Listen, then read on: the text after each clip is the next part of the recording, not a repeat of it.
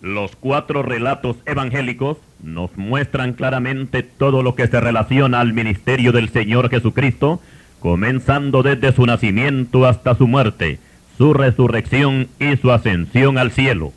En su predicación fueron muchos los que se regocijaron de verle y escucharle, y gran cantidad de personas le seguían por donde quiera, pero dentro de la multitud siempre estuvo presente un grupo que no iban a gozarse de su presencia, sino que este grupo se caracterizó de ser el más fuerte oponente a las enseñanzas del Maestro, y no descansaron de principio a fin hasta llevarlo a la muerte. Hoy presentamos el tema Los Fariseos.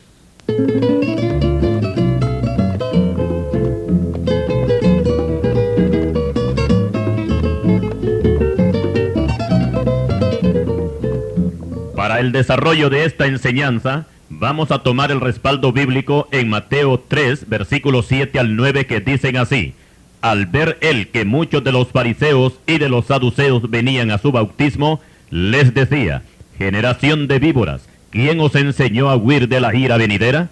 Haced pues frutos dignos de arrepentimiento, y no penséis decir dentro de vosotros mismos: a Abraham tenemos por padre. Porque yo os digo que Dios puede levantar hijos a Abraham aún de estas piedras. Las palabras anteriores fueron pronunciadas por Juan el Bautista, cuando desempeñaba su ministerio de bautizar en el río Jordán a todos los que venían arrepentidos de sus pecados. Cierto día, los fariseos también se dieron cita para ser bautizados por Juan en el Jordán. ¿Quiénes eran los fariseos?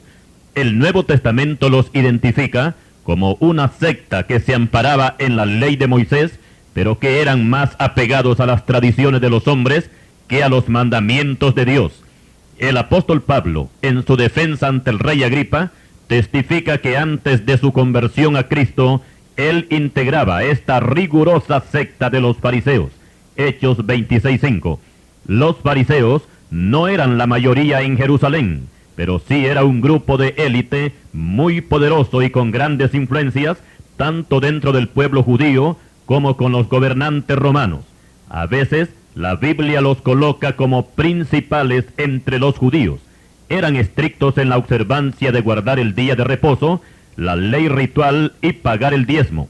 La palabra fariseo viene de una palabra griega que quiere decir separado, o sea que ellos formaban un grupo especial, selecto, que no se mezclaba con el resto del pueblo, y se consideraban como líderes religiosos, y todo aquel que no andaba según sus reglas era considerado como un gentil y publicano, o sea, despreciable y marginado.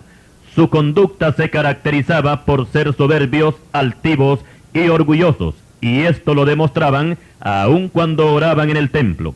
El Señor Jesucristo nos da una demostración de esta clase de oraciones. Oigamos las palabras del Señor. A unos que confiaban en sí mismos como justos y menospreciaban a otros, dijo también esta parábola: 2 hombres subieron al templo a orar. Uno era fariseo y el otro publicano. El fariseo, puesto en pie, oraba consigo mismo de esta manera: Dios, te doy gracias porque no soy como los otros hombres, ladrones, injustos, adúlteros, ni aun como este publicano. Ayuno 2 veces a la semana, doy diezmo de todo lo que gano. Lucas 18, versículos 9 al 12. Como podemos apreciar, esta oración está despojada totalmente de lo que se llama humildad, y si ante Dios se portaban así, ¿cómo serían ante el pueblo? Conforme a autoridad, los fariseos formaban un parlamento religioso conocido como el Sanedrín, el cual estaba formado por 70 hombres, entre fariseos, sacerdotes, ancianos, saduceos, y también eran dirigidos por un jefe principal, conocido como el sumo sacerdote. O sea que con este último, el Sanedrín se componía de 71 personas. Cuando nuestro Señor Jesucristo fue sentenciado a la muerte, el Sanedrín fue quien se atribuyó toda la responsabilidad, siendo Caifás el sumo sacerdote y asesorado por su suegro Anás. Juan capítulo 18, versículos 12 al 14. En el tiempo de la predicación de Juan el Bautista, aparecen Anás y Caifás juntos como sumos sacerdotes. Lucas capítulo 3, versículo 2. También cabe mencionar en este tema a la secta de los saduceos, que aunque ocupaban algunos escaños en el parlamento judío, chocaban fuertemente en algunos aspectos religiosos con los fariseos, ya que los fariseos se amparaban en todo el Antiguo Testamento, de Génesis a Malaquías, mientras que los saduceos solamente aceptaban el Pentateuco, o sea, los 5 libros primeros, conocidos como la ley de Moisés. Los saduceos no creían en la resurrección de los muertos, Mateo 22, versículo 23. Tampoco creían en la existencia de los ángeles ni de los demonios, o sea que no creían que existía el diablo, Hechos 23, versículo 8. En algunas ocasiones, junto con los fariseos, tentaron al Señor Jesucristo, como cuando le pidieron que demostrara señal del cielo. Pero el Señor no les dio señal, antes bien los trató de hipócritas. Mateo 16, versículos 1 al 3. Los saduceos se opusieron a la predicación de la iglesia primitiva, y lo que más les amargó la vida fue cuando los apóstoles predicaban sobre la resurrección de los muertos. Lo demás no les interesaba gran cosa. Hechos capítulo 4, versículos 1 y 2. Los saduceos eran minoría al par de los fariseos, y tiraban más a la política que a la parte religiosa. Lo que ellos decían creer de la ley de Moisés no era más que un pretexto para ocupar un cargo en el Sanedrín, tal como sucede en este tiempo, que hay sectas religiosas y partidos políticos que se cobijan con el nombre de cristianos, pero no son cristianos. El Señor Jesucristo alertó a los discípulos para que no se dejaran influenciar de la doctrina de los fariseos y de los saduceos. Mateo 16, versículos 5 al 12, ya que esta doctrina era todo lo contrario de lo que Cristo enseñaba con respecto al amor y a la humildad. Los fariseos contaban con una gran influencia porque eran personas adineradas y les gustaba sobresalir en público. No eran dados a pedir favores y les gustaba mandar y ser obedecidos. El Antiguo Testamento enseña que los sacerdotes eran personas distinguidas de la tribu de Leví, que ocupaban un alto cargo como administradores del templo. En la antigua ley y en lo que respecta a la parte religiosa, no había nadie mayor que el sacerdote. Sin embargo, en el Nuevo Testamento, los sacerdotes caen de posición, porque los fariseos son los que ocupan el primer lugar, tal como sucede en la identificación de Juan el Bautista, que los fariseos enviaron a los sacerdotes y levitas con el fin de obtener información sobre la persona de Juan. Y los sacerdotes le exigen a Juan que se identifique, porque ellos tienen que llevar respuesta a los que los enviaron. Juan capítulo 1, versículos 19 al 24. Aquí los sacerdotes hacen el papel de mandaderos. Los que mandan son los fariseos. Ahora podemos imaginarnos cuál fue la reacción de esta gente cuando nuestro Señor aparece en público presentando el mensaje de la salvación y exigiendo como requisito el arrepentimiento de pecados y aceptar el Evangelio. Marcos 1, versículo 15. O sea, el proceso de un nuevo nacimiento. Esto llegó como un balde de agua fría para este grupo de religiosos que se creían los amos y señores de Jerusalén. Ahora retrocedamos un poco y veamos qué sucedió con Juan el Bautista cuando se encontró con esta clase de personas, y citamos: y salía a él, a Juan, Jerusalén y toda Judea y toda la provincia de alrededor del Jordán, y eran bautizados por él en el Jordán, confesando sus pecados. Al ver él que muchos de los fariseos y de los saduceos venían a su bautismo, les decía: generación de víboras, ¿quién os enseñó a huir de la ira venidera? Haced pues frutos dignos de arrepentimiento. Mateo capítulo 3, versículo 5 al versículo 8. Hasta ese momento nadie se había atrevido a alzarles la voz a los fariseos, y mucho menos con el lenguaje que usó Juan, porque cuando les dice generación de víboras, los está comparando con lo peor, ya que las culebras siempre han representado la maldad y son tipos de Satanás.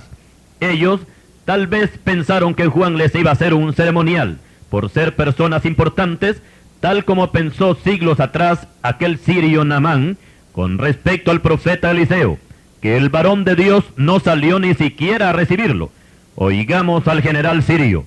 Cuando Eliseo lo mandó a bañarse al Jordán, y Naamán se fue enojado diciendo: he aquí yo decía para mí, saldrá él luego, y estando en pie invocará el nombre de Jehová su Dios, y alzará su mano, y tocará el lugar, y sanará a la lepra. Segundo libro de Reyes, capítulo 5, versículo 11. Eso era lo que pensaba Naamán. Pero permítame explicar que los verdaderos siervos de Dios jamás van a estar por debajo de las estrellas de los generales. Nunca un general será más grande que un siervo de Dios. Los creyentes somos siervos de Cristo en favor de los hombres, pero nunca seremos siervos de hombres. Ojalá se entienda esto. Decíamos que los fariseos un día se encaminaron hacia el Jordán con el fin de participar del bautismo de Juan. Pero este varón de Dios, conociendo quiénes eran ellos y sabiendo que no venían arrepentidos de sus pecados, no solamente les negó el bautismo en agua, sino que les hizo ver que el ser descendiente de Abraham no es una garantía para que Dios los tome en cuenta, porque Dios puede levantar hijos a Abraham aún de las piedras. Mateo 3:9. Por supuesto que a los fariseos esto no les cayó muy bien, pero se aguantaron y no tomaron represalias contra Juan, porque sabían que no era un hombre cualquiera, porque el pueblo estaba de parte de Juan. Veamos este caso, y es cuando cierto día los escribas, los ancianos y sacerdotes le dijeron al Señor Jesucristo: dinos, ¿con qué autoridad haces estas cosas? ¿O quién es el que te ha dado esta autoridad? Respondiendo Jesús les dijo: os haré yo también una pregunta, respondedme. ¿El bautismo de Juan era del cielo o de los hombres? Entonces ellos discutían entre sí diciendo: si decimos del cielo, dirá, ¿por qué pues no le creísteis? Y si decimos de los hombres, todo el pueblo nos apedreará, porque están persuadidos de que Juan era profeta. Y respondieron que no sabían de dónde fuese. Entonces Jesús les dijo: yo tampoco os diré con qué autoridad hago estas cosas. Lucas 20, versículos 1 al 8.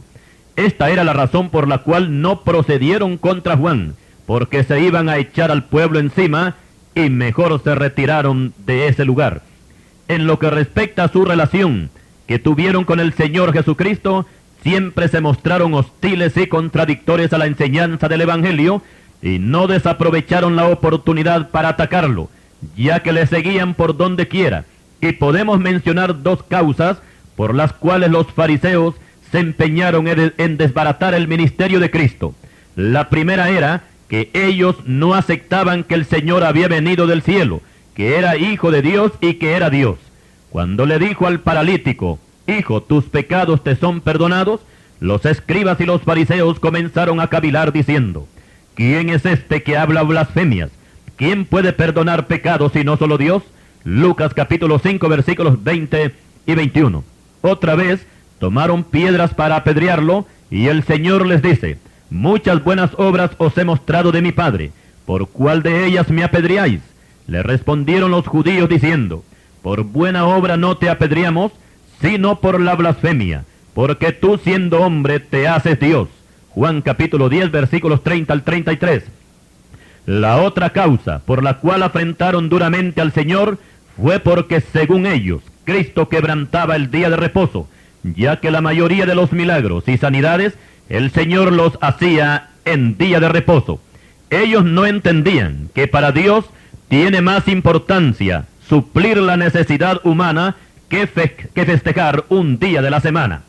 Para los fariseos, el día de reposo tenía más valor que la vida de una persona, y el Señor les hace ver que el día de reposo fue hecho por causa del hombre.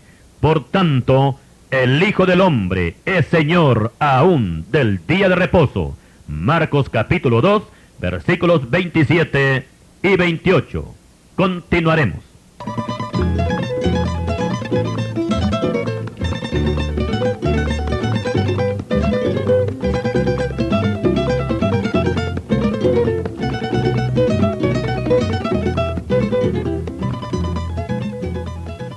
Y continuando con el tema sobre los fariseos, diremos que otro de los errores fatales que cometieron fue blasfemar contra el Espíritu Santo, al declarar públicamente que el Señor Jesucristo echaba fuera demonios por el poder de Satanás. Mateo capítulo 12, versículo 24. Más adelante, el Señor cambió su sistema de predicación y les hablaba por parábolas, para que ellos no entendieran, porque desde el momento que blasfemaron contra el Espíritu Santo, su corazón quedó cerrado para recibir el mensaje de salvación. Hay un pensamiento que dice que para qué gastar palabras con gente terca. Los fariseos habían escuchado atentamente el extenso sermón de la montaña, donde se encuentran todos los requisitos para que un pecador pueda entrar al cielo, pero ellos lo rechazaron. No es que no pudieron entender, sino que no quisieron. Cristo se identificó como el camino, y el profeta Isaías, refiriéndose al Señor Jesucristo, dice que el que ande en este camino, por torpe que sea, no se extraviará. Isaías 35, versículo 8. Cierta vez, un gran psicólogo británico escuchaba la conferencia que daba un siervo de Dios con respecto a cómo se debe controlar el temperamento del hombre, siguiendo los reglamentos que Dios tiene en su palabra. Al terminar la conferencia, el psicólogo se le acercó al siervo de Dios y le dijo: yo he sido consejero por muchos años y siempre he aplicado a mis clientes los principios de la psicología. Pero hoy que le he escuchado a usted, me doy cuenta que la Biblia no solamente tiene la respuesta a los problemas humanos, sino que están dados en la forma más sencilla que cualquier persona los pueda entender. Y así es, el Evangelio no es difícil para todo aquel que quiera recibirlo, pero para los que lo rechazan, siempre van a encontrar alguna forma de atacarlo. Podemos ver que el pueblo judío siempre rechazó a Cristo como el Salvador, como nos dice el apóstol Juan, que a lo suyo vino y los suyos no lo recibieron. Juan 1:11. Esto es en lo referente al pueblo, pero con respecto a la secta de los fariseos, no solamente lo rechazaron, sino que también lo atacaron. Esto quiere decir que los fariseos fueron más que torpes, porque se extraviaron del camino. Su afán era desacreditar al Señor con preguntas capciosas o comprometedoras. Veamos el caso de los impuestos. Cierta vez le preguntaron que si era lícito dar tributo a César o no. Esta pregunta no fue en secreto, sino delante de todo el pueblo. Y vamos a analizar detenidamente esta pregunta. Si el Señor acepta que sí, que hay que dar tributo a César, con eso iba a demostrar debilidad y cobardía, ya que al dar su visto bueno, aceptaba que el Imperio Romano pisoteara a los judíos, y en esa posición no iba a ser ninguna esperanza para las ovejas perdidas de la casa de Israel. Pero por otra parte, si él decía que no era lícito dar tributo a César, eso significaba que se rebelaba contra el imperio, y una respuesta negativa de parte del Señor iba a ser motivo más que suficiente para que los descontentos, resentidos publicanos y todos aquellos que Poncio Pilato había despojado de sus bienes, se levantaran en una rebelión contra el Imperio Romano, y al final se terminara con una gran matanza de judíos. Recordemos que los gobernantes antiguos de lo que más se cuidaban era que los impuestos fueran pagados legítimamente, y hasta podría ser decretada la pena de muerte para alguien que no cumpliera con este deber. Para el Imperio Romano era más fácil perdonar a un asesino de la talla de Barrabás que perdonar a alguien que no pagara los impuestos. La Biblia menciona a dos famosos cobradores de impuestos, a Leví y Zaqueo.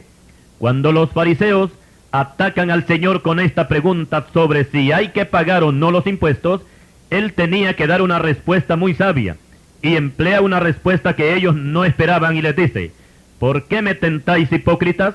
Mostradme la moneda del tributo. Y ellos le presentaron un denario. Entonces les dijo: ¿de quién es esta imagen y la inscripción? Le dijeron: de César. Y él les dijo: dad pues a César lo que es de César, y a Dios lo que es de Dios. Oyendo esto se maravillaron, y dejándole se fueron. Mateo capítulo 22, versículos 15 al 22. Si analizamos detenidamente la conducta de estos religiosos, nos vamos a dar cuenta que jugaron un mal papel al oponerse a las enseñanzas de Cristo. Y por causa de su comportamiento hipócrita, el Señor desenvainó espada contra ellos y los despojó de toda su falsa inmunidad y les dio algunos calificativos que nadie jamás se había atrevido a dárselos. El capítulo 23 de Mateo, del versículo 1 al 36, se convirtió en el azote que el Señor usó para decirles públicamente lo que eran. Oigamos sus palabras: hipócritas, insensatos y ciegos, necios y ciegos, guías ciegos, fariseos ciegos, sepulcros blanqueados, serpientes, generación de víboras. Con esta dura reprensión, el Señor los dejó desnudos de cuerpo entero, y por supuesto que por esta causa fue más que suficiente para que se encendieran los ánimos y agilizaran el plan para darle muerte. Recordemos que los fariseos siempre se caracterizaron de ser soberbios y altivos, y de aparecer como personas importantes dentro de la sociedad, y se sentían orgullosos de ser hijos de Abraham. Pero aquí también el Señor los atacó, y cierta vez les dijo: sé que sois descendientes de Abraham, pero procuráis matarme, porque mi palabra no haya cabida en vosotros. Juan 8:37. Cuando el Señor les dice que el padre de ellos no es Abraham, ellos dijeron: nuestro padre es Abraham. Y el Señor les dice: si fueseis hijos de Abraham, las obras de Abraham haríais. Juan 8:39. Notemos que el Señor coloca a los fariseos como descendientes de Abraham, pero no como hijos. Después ellos le dicen que no son hijos de fornicación. Un padre tenemos que es Dios. Pero el Señor les dice: si vuestro padre fuese Dios, ciertamente me amaríais, porque yo de Dios he salido, y he venido, pues no he venido de mí mismo, sino que Él me envió. ¿Por qué no entendéis mi lenguaje? Porque no podéis escuchar mi palabra. Vosotros sois de vuestro padre el diablo, y los deseos de vuestro padre queréis hacer. Juan 8, capítulo 39, al versículo 44. Recordemos que los fariseos integraban una secta, y las sectas no son respaldadas por Dios, y aunque se adjudiquen el derecho que ellos tienen la verdad, siempre van a quedar humillados y avergonzados cuando la palabra de Dios les descubre toda su falsedad. Y esta fue la condición de los fariseos cuando se enfrentaron a Juan el Bautista y a nuestro Señor Jesucristo. Juan los trató de generación de víboras, Mateo 3:7, y el Señor los trató de sepulcros blanqueados, serpientes, generación de víboras. Y también les aclaró que ellos no eran hijos de Dios, sino que eran hijos del diablo. Con estas palabras se encendió más la llama del odio en ellos, y es que en verdad que no hay cosa que moleste más a un religioso como el que alguien llegue a combatirle sus falsas enseñanzas. Y es natural que como ellos no actúan bajo la dirección del Espíritu Santo, sino bajo la dirección del diablo, como dice 1 de Juan 5:19, entonces se vuelven muy violentos cuando son atacadas sus falsas doctrinas. En este tiempo y en todos los tiempos, y es bueno que los cristianos reconozcamos esto, y es que los mayores ataques que ha recibido el cristianismo ha sido más de la gente religiosa que de los gobiernos civiles, comenzando con el fariseo religioso de Saulo de Tarso, que se propuso aniquilar la iglesia y terminó su loca carrera convirtiéndose al evangelio.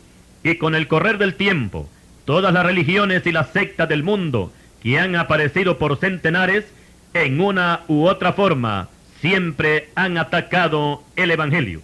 Pero lo importante de todo esto es que ningún sistema, ni político ni religioso, ha podido socavar los cimientos de la iglesia cristiana evangélica, porque ellos luchan con la fuerza de la carne, pero la iglesia lucha con el respaldo del Espíritu de Cristo.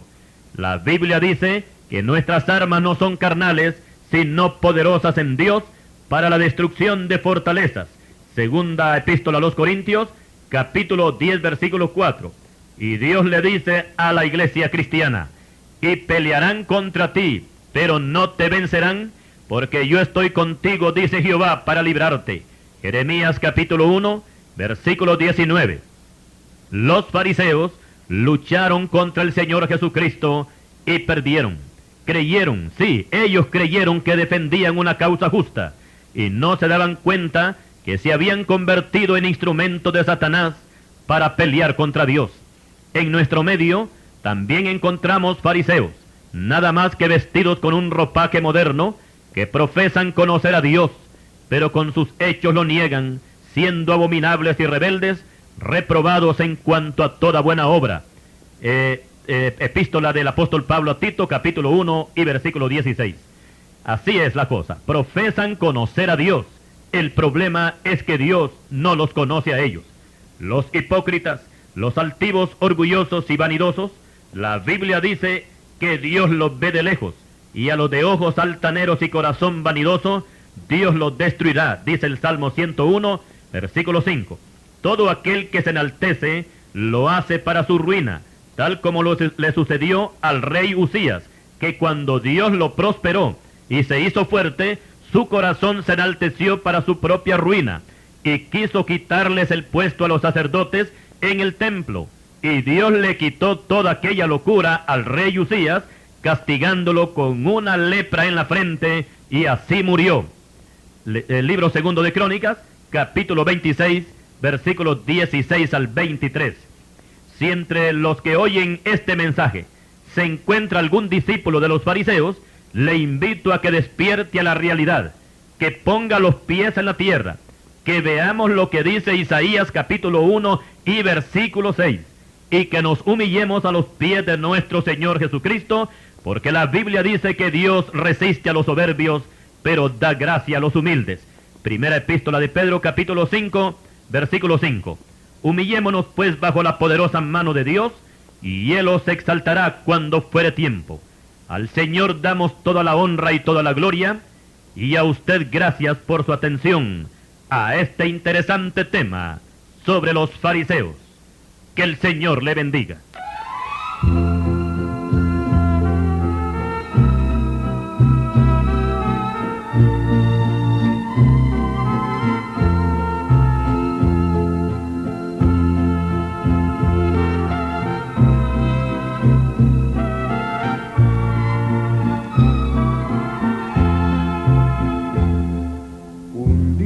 Cuando Dios al mismo verbo, por obra de su gloria lo hizo carne, y vino a este mundo para vernos y protegernos con su preciosa sangre. Bien pudo haber venido con su reino, rodeado de 1000 ángeles armados, mas vino a cumplir las profecías, porque escrito estaba que Él daría su vida. La gente al pasar se maravillaba, y veían que sanaban los enfermos. Los ciegos al tocarlo le miraban, y todos preguntaban entre sí: ¿quién es Él? Y aún las tempestades le obedecen. ¿Quién es Él que puede levantar al que perece? ¿Quién es Él que sabe consolar al que padece? No podían darse cuenta que era el Hijo de Dios. Después lo traicionaron y lo entregaron. La gente le gritaba ya exaltada: castiguen a este hombre, ha blasfemado. De todos sus milagros se olvidaban. En todo soporto triste y callado, tan solo una oración se oyó en sus labios: Padre mío, ¿por qué me has abandonado?